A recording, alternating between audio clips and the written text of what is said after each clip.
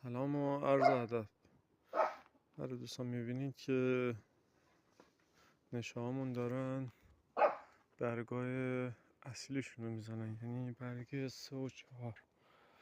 خدا شکر خیلی خوب دارن رشد میکنن. تا ببینیم چی داره پیش میره.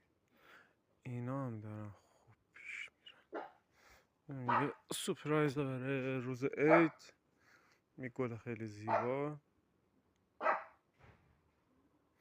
که اینا هم خیلی خوشگل در اومدن. و زامفولیا نگاه کنید. این زامفولیایی که حدوداً یا هم نه شاید 3 هفته مثلا زدیم. نگاه کنید یه واده خیلی کوچیکی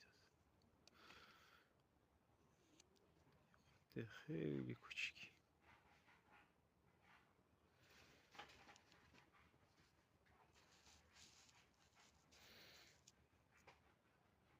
داره خراب میشه حالا. این یکی هم بذار یه دونه ببینیم. نه همونطور یه واده خیلی کوچیکی داده.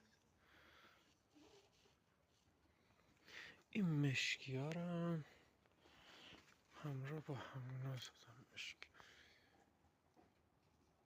چقدر شده مشکی هم مشکی رشدش باز یه خورده کمتر. سوپر بلک